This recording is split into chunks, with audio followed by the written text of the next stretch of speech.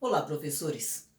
Ontem nós assistimos a uma live com o assessor especial da Secretaria de Educação, o Davi Nogueira, que nos trouxe algumas informações sobre o plano de volta às aulas do DF. E esse plano foi disponibilizado no site da Secretaria de Educação para consulta pública. E eu quero analisar com vocês esse plano, falando dos principais pontos, principalmente naquilo que diz respeito a nós professores, às escolas. Eu sei que tem muita gente com dúvidas, assim como eu estou. O plano também é novidade para mim, saiu agora. Esse é o meu primeiro contato com o plano, assim como é o primeiro contato de muita gente. E o objetivo hoje aqui não é falar sobre as dúvidas que temos, mas sim conhecermos o plano. Quem sabe posteriormente nós poderemos ter uma conversa sobre as dúvidas, sobre aquilo que o plano não contempla, mas hoje nós vamos apenas falar sobre o plano, conhecer o plano. Então vamos começar. Aqui nós temos a capa, onde nós encontramos aí embaixo o título, Gestão Estratégica para a Realização das Atividades Pedagógicas Não Presenciais no Distrito Federal. No título aqui, então, nós já vamos encontrar algo importante, é que esse plano foi elaborado para a realização de atividades não presenciais. Nós não estamos falando de um retorno presencial, estamos falando de um retorno não presencial das atividades pedagógicas na rede pública de ensino do Distrito Federal.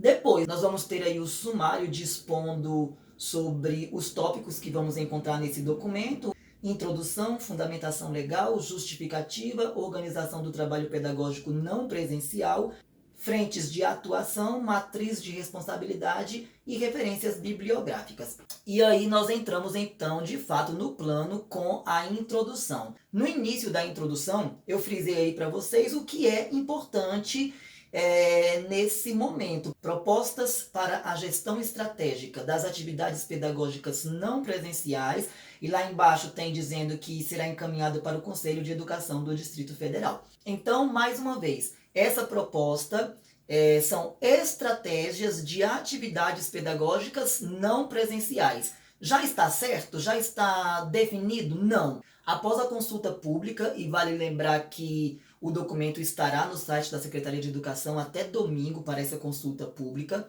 E após isso, então, o documento será encaminhado para a avaliação do Conselho de Educação do Distrito Federal. Nós temos aí, então, a fundamentação legal, que são os decretos, os pareceres, as notas técnicas, a lei de diretrizes e bases, medidas provisórias e o próprio plano de reabertura das escolas. Em seguida, eles trazem a justificativa. O que justifica esse documento que é o plano de volta às aulas? Aí diz aí o contexto de isolamento social causado pela pandemia do Covid-19 e a consequente suspensão das atividades escolares presenciais. Então, por conta das medidas de isolamento social, tendo em vista a pandemia do Covid-19, as atividades escolares presenciais foram suspensas e, por isso, agora a Secretaria de Educação precisa desse plano para orientar quanto ao retorno das atividades, da retomada das atividades de ensino no Distrito Federal. Mais abaixo nós lemos aí que o documento diz que é preciso garantir que o Estado cumpra seu papel de promover equidade e igualdade de condições sociais. E aí eles vão discorrer que igualdade tem a ver com quantidade e equidade tem a ver com valor. Ou seja, todos os estudantes precisam ser atendidos em igualdade, todos serão contemplados por esse plano, mas precisa-se ter um olhar muito mais apurado quanto às especificidades de cada grupo de estudantes, de cada comunidade, para aí promover a questão da equidade do ensino. Uma outra coisa que nós encontramos na justificativa é que as atividades propostas terão de estar alinhadas com as competências voltadas para o século XXI, que estão divididas em 3 grandes áreas: a cognitiva, a interpessoal e a intrapessoal. A partir disso, nós temos aí a organização do trabalho pedagógico não presencial. E o que é muito importante aqui, o retorno às aulas da rede pública de ensino será iniciado em data a ser definida pelo gabinete do secretário, junto com as secretarias executivas, de forma gradual e não presencial. Aqui nós encontramos algo que é muito importante. Por quê? Recentemente, nós temos ouvido, lido em grupos Facebook, WhatsApp, nas redes sociais, muita gente preocupada com relação às datas e algumas já até definindo datas. Ah, nós vamos voltar presencial em tal dia, já está certo. Nós vamos voltar não presencial em tal data, já está certo. E aqui nós encontramos dizer que essa data ainda está para ser definida. E quando isso acontecer, esse retorno será de forma gradual e inicialmente não presencial. Isso precisa ficar bem claro para nós. Não tem data definido. Quando acontecer, será, primeiro, de forma não presencial e gradualmente. Lá embaixo nós encontramos que depende de publicação de decreto específico do governador e de definição da Secretaria de Saúde. Ontem foi falado isso na live que nós assistimos, de que para nós retornarmos, principalmente de forma presencial, o governador precisa fazer um decreto e esse decreto vai estar em consonância com aquilo que a Secretaria de Saúde vai dizer em relação à pandemia e para se resguardar a segurança de toda a comunidade escolar. Em seguida, nós encontramos aí onde essas atividades poderão ser feitas. E aí nós encontramos que elas podem ser feitas na plataforma Escola em Casa, DF, Google Educação. E também essas atividades podem ser realizadas por meio de material impresso. E aí essas atividades impressas, os alunos precisarão entregar nas escolas. O professor regente da turma fará a análise dessas atividades para atestar a frequência dos estudantes. Isso quando as aulas começarem a ser validadas, porque nós já temos aulas sendo ministradas na TV Justiça, a plataforma já está funcionando, mas as aulas que estão sendo ministradas, elas ainda não estão sendo validadas, elas ainda não contam como dia letivo. A partir do momento em que essas aulas forem validadas, os alunos serão acompanhados, serão atestadas as suas frequências a partir da entrega desse material que eles farão.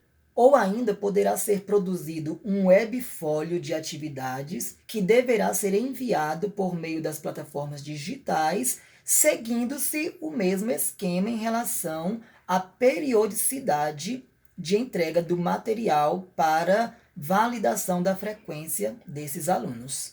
E qual será o período e de que forma eles vão fazer a entrega desse material? Nós encontramos no documento que isso vai ser definido pela unidade escolar, lembrando que o tempo máximo é o término de cada período letivo, ou bimestre ou semestre. E aí nós temos uma exceção que será para o primeiro bloco de atividades, que deverão ser entregues após 15 dias a contar do início da validação das aulas. Por quê? O documento diz que quando os professores fizerem análise desse primeiro bloco de atividades que os alunos vão entregar nos primeiros 15 dias após o início da validação das aulas, os professores identificaram os alunos que estão encontrando dificuldades para a realização dessas atividades, eles vão comunicar aos setores responsáveis e esses alunos serão acompanhados ou via plataforma ou via telefone, numa estratégia que com certeza será definida.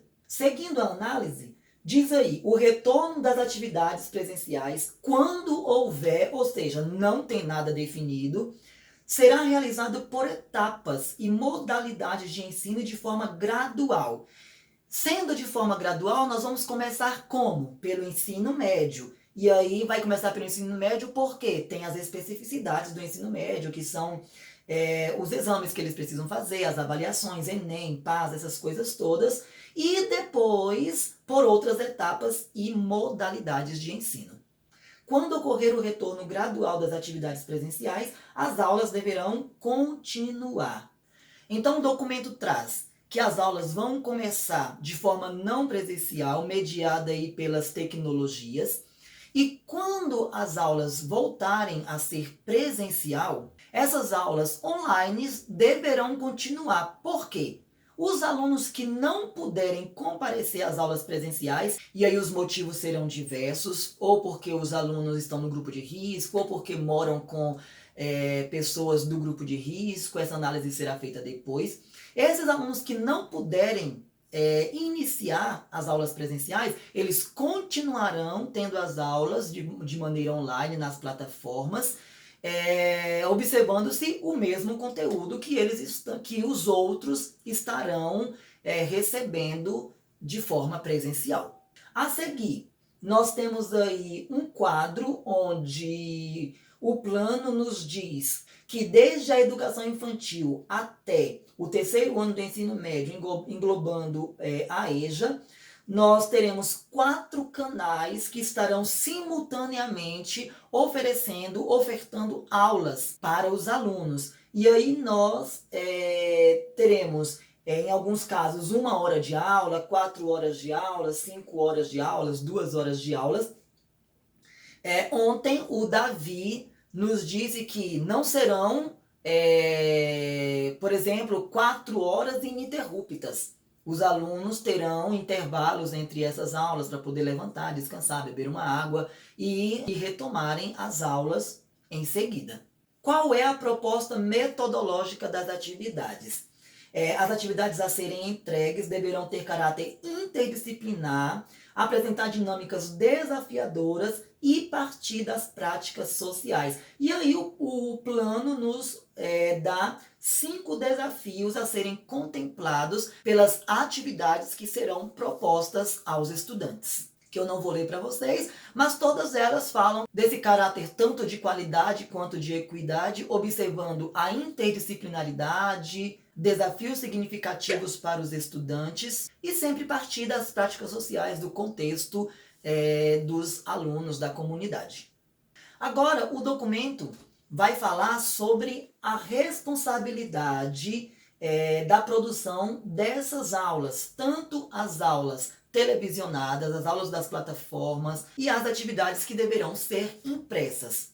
Aí aqui nós encontramos os professores que compõem os grupos responsáveis pela produção de aulas televisionadas, atividades impressas e as aulas a serem disponibilizadas na plataforma Google. Eles vão participar de coordenação pedagógica coletiva, com todos os professores responsáveis, e coordenação pedagógica por área de conhecimento, para que essas aulas tenham conexão entre si, para que não haja lacunas, diferenciação entre elas. Mas o que é importante aqui para nós é que existirão grupos de professores responsáveis por cada tipo de aula, por cada tipo de atividade.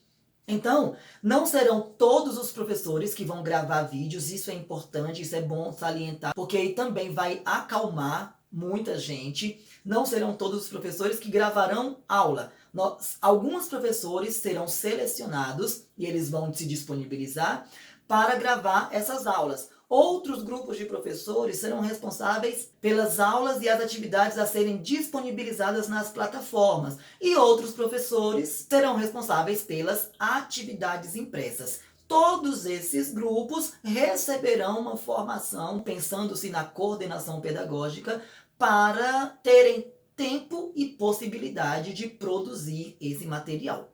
Aí embaixo tem a educação infantil será assistida por meio de atividades pedagógicas disponibilizadas na plataforma Escola em Casa, elaboradas nas unidades escolares pelos professores de cada turma. Então a educação infantil terá atividades na plataforma e essas atividades serão elaboradas pelos professores de cada turma. O bloco inicial de alfabetização, o BIA, contará tanto com a plataforma quanto com as atividades impressas alinhadas com o conteúdo da plataforma. A educação especial terá atividades pedagógicas impressas e essas atividades serão elaboradas nas unidades escolares pelos professores de cada turma. Quanto aos estudantes privados de liberdade em medida socioeducativa e em unidades prisionais, a retomada das atividades será articulada com a Secretaria de Estado de Justiça e Cidadania, Secretaria de Segurança Pública, Vara de Execução Penal e a Secretaria de Estado de Saúde.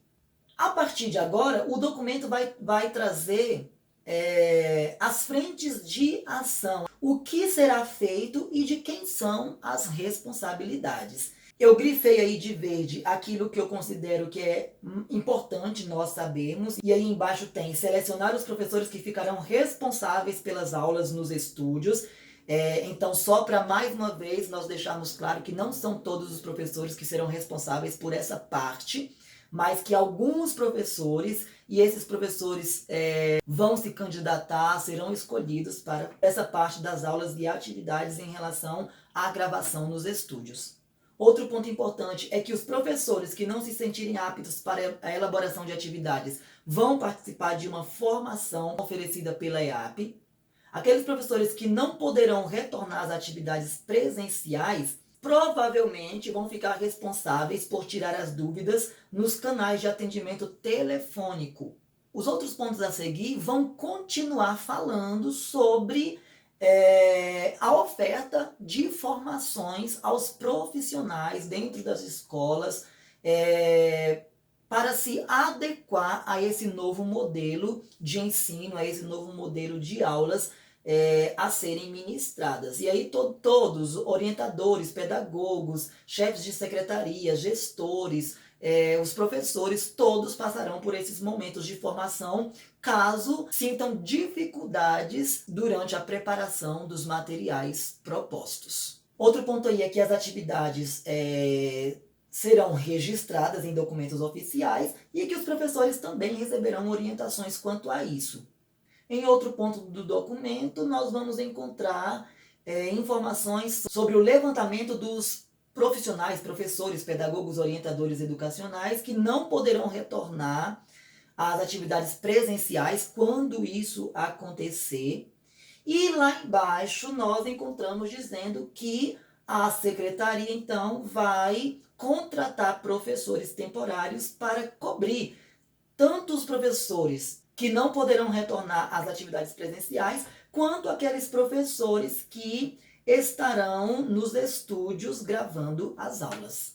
Depois, nós encontramos o documento dizer que serão disponibilizados canais de atendimento telefônico para os alunos tirarem dúvidas e solicitar acompanhamento individual, e também canais para que os estudantes tenham apoio tanto pedagógico quanto psicológico nas dificuldades que eles encontrarão. Depois vem aí os quadros com as responsabilidades de cada setor e, por final, as referências que esse documento foi embasado. Então, professores, é isso. O documento está no site da Secretaria de Educação, o plano de volta às aulas. Todos podem ir conferir, mas nós fizemos aqui um apanhado geral, um resumo. Como eu disse, talvez fiquem algumas dúvidas, mas para nós, o que é importante nós sabermos? Não existe nenhuma data definida, nem para o retorno das aulas não presenciais, muito menos para o retorno das aulas presenciais. Nós precisamos ficar tranquilos quanto a isso. Quando esse retorno acontecer, ele será de forma gradual e todos nós receberemos com certeza formação, apoio pela própria Secretaria de Educação. Uma coisa que é interessante, que foi falada ontem no final da live e que eu concordo, nós precisamos ter o cuidado em relação às informações que nós recebemos nas redes sociais.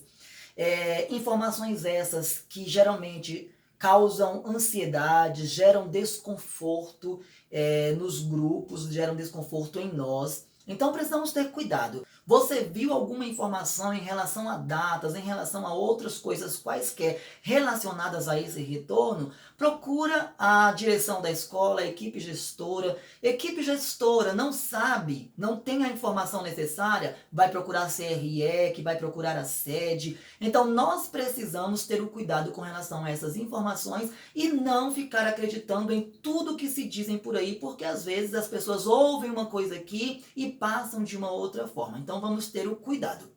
Pelo documento, nós vimos que existe uma preocupação tanto com a segurança de todos os envolvidos na comunidade escolar, quando esse retorno aconteceu, o retorno não presencial e o retorno presencial, a garantia dos direitos dos estudantes em relação às aprendizagens e a oferta de formação para todos os profissionais que estarão envolvidos nesse momento, principalmente em relação ao uso das tecnologias. Então eu fico por aqui, espero que eu tenha ajudado vocês nessa análise do documento da Secretaria de Educação em relação ao plano de retorno às aulas do Distrito Federal. Caso eu perceba que seja necessário, nós voltaremos em algum outro momento para falar sobre alguns pontos divergentes ou pontos que geram dúvidas ou dúvidas que não foram sanadas pelo documento. Se você gostou e achou útil o vídeo, compartilha com os demais professores para também terem conhecimento. Se você quiser se inscrever no canal, se inscreva, eu vou agradecer. Deixa o seu joinha, seu like, seu gostei e até o próximo vídeo.